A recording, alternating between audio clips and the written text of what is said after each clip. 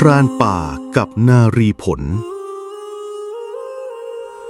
ครั้งหนึ่งนานมาแล้วมีพรานหนุ่มผู้หนึ่งชื่อว่าขุนไพรเขาเป็นพรานฝีมือดีที่อาศัยอยู่ในหมู่บ้านชายป่าชีวิตของเขาผูกพันกับธรรมชาติแต่ละวันเขาจะเข้าป่าเพื่อล่าสัตว์เอามาเป็นอาหารหรือขายในท้องตลาด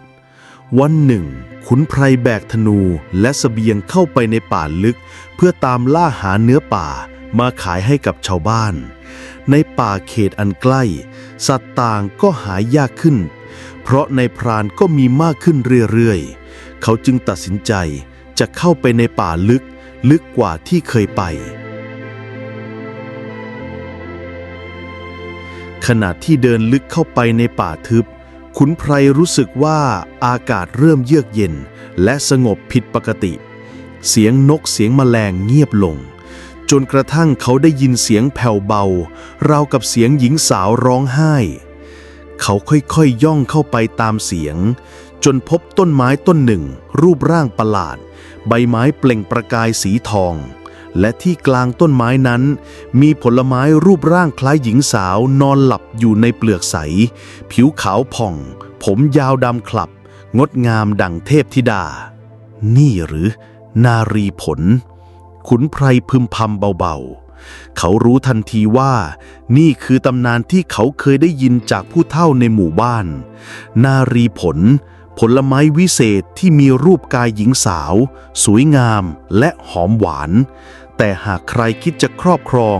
ต้องเผชิญกับบททดสอบจากวิญญาณแห่งป่าทันใดนั้นผืนดินสั่นไหวเถาวัลย์พันรอบขุนไพรแน่นหนาเสียงจากต้นไม้ดังก้องมาในใจของเขา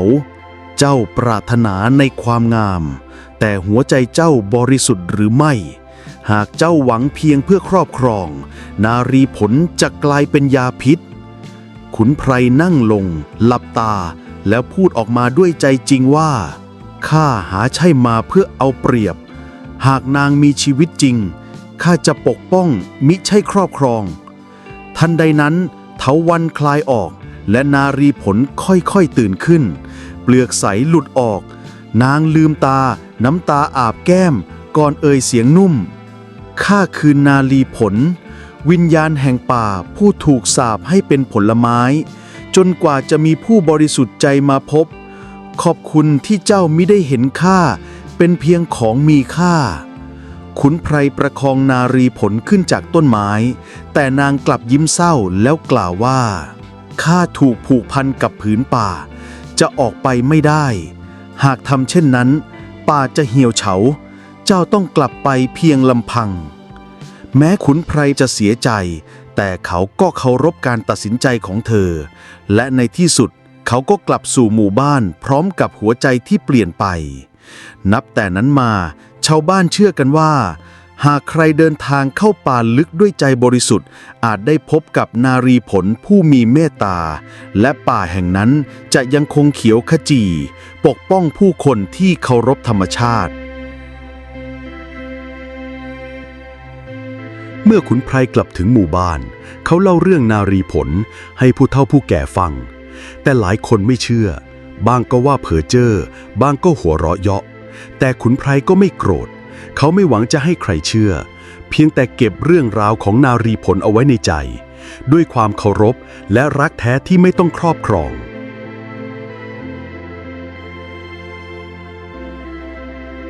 หลายเดือนผ่านไปหมู่บ้านกลับประสบภัยแล้งอย่างหนักน้ำในลำธารแห้งเหือดพืชผลเฉาเหี่ยว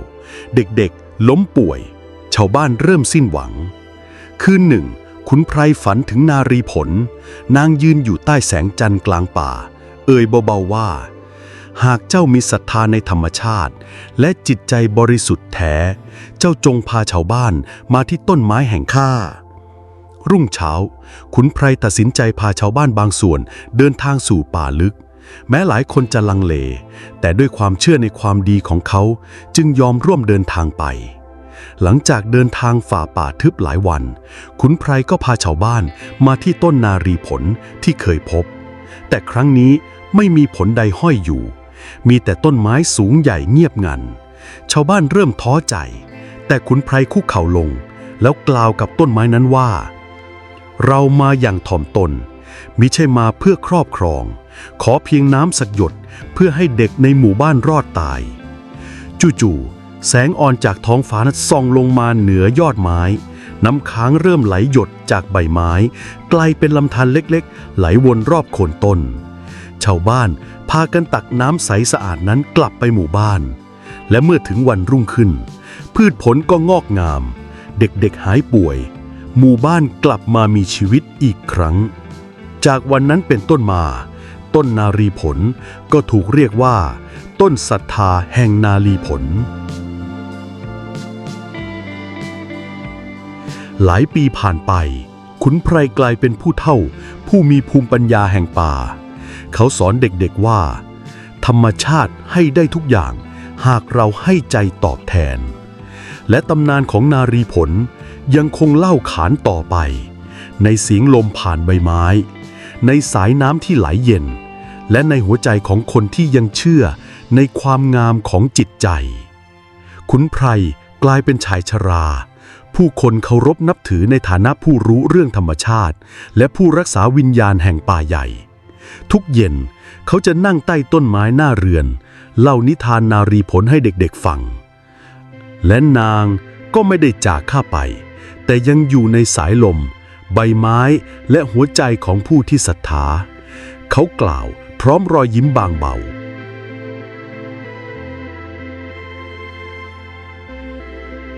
ในคืนหนึ่งที่พระจันทร์เต็มดวงสายลมเย็นโชยมาพร้อมกลิ่นหอมของดอกไม้ในป่าเสียงลมพัดใบไม้ราวกับมีใครกระซิบเรียกขุนไพรลุกขึ้นยืนเงยมองดวงจันทร์น้ำตาล้นโดยไม่รู้ตัวเขารู้ในใจว่านารีผลมาหาเขาเป็นครั้งสุดท้ายข้าเฝ้ารอเจ้าทุกคืนที่มีแสงจันทร์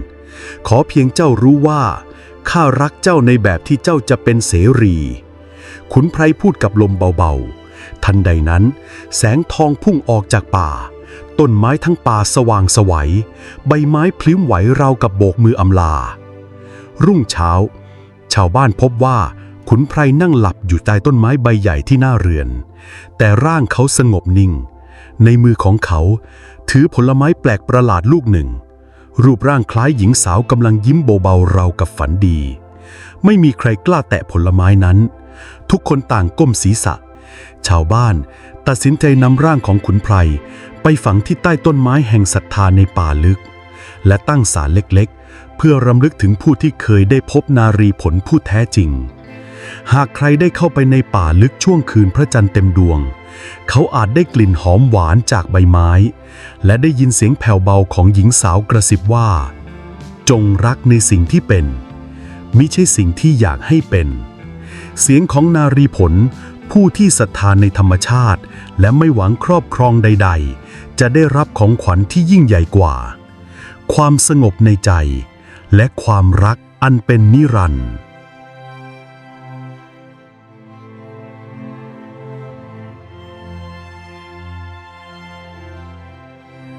การเวลาผ่านไปหลายสิบปีหลังการจากไปของขุนไพรตำนานของนารีผลและต้นศรัทธาแห่งป่าเริ่มถูกเลือนหายไปในยุคที่ผู้คนแสวงหาผลประโยชน์มากกว่าความศรัทธามาวันหนึ่งมีกลุ่มพรานต่างถิ่น5-6 คนเดินทางมาถึงหมู่บ้านชายป่าพวกเขาได้ยินข่าวลือว่ามีผลไม้แปลกประหลาดในป่าที่มีรูปร่างเป็นหญิงสาวแสนสวยและเชื่อว่าหากจับมาได้แล้วนำไปขายแก่เศรษฐีในเมืองหลวงจะร่ำรวยมหาศาลกลุ่มพรานพร้อมปืนหอกและกับดักก็เดินลึกเข้าไปในป่าพวกเขาไม่เคารพธรรมชาติเหยียบย่ำพืชหักกิ่งไม้ไล่ล่าสัตว์ที่เจอระหว่างทางเสียงหัวเราะและความหยิ่งพยองดังก้องกลางป่า จนกระทั่งถึงป่าลึกที่มีหมอกสีทองลอยล่องและพบต้นไม้สูงใหญ่มีแสงเปล่งประกายอยู่เบื้องหน้าขณะที่พวกพรานพยายามปีนขึ้นไปเก็บผลไม้ที่ดูคล้ายหญิงสาวนอนหลับต้นไม้ทั้งป่าสั่นสะเทือนพื้นดินแยกออก เถาวัลย์จำนวนมากพุ่งออกมาพันร่างของพรานแต่ละคนสัตว์ป่าทุกชนิดเงียบสนิทพรานคนแรกกรีดร้องก่อนร่างเขาจะกลายเป็นเถาวัลย์แห้งพรานอีกคนวิ่งหนีแต่ถูกรากไม้ดึงลงดินที่เหลือถูกป่ากลืนหายไปทีละคนทีละคนหลังจากวันนั้นก็ไม่มีใครพบเห็นนายพรานกลุ่มนั้นอีกเลย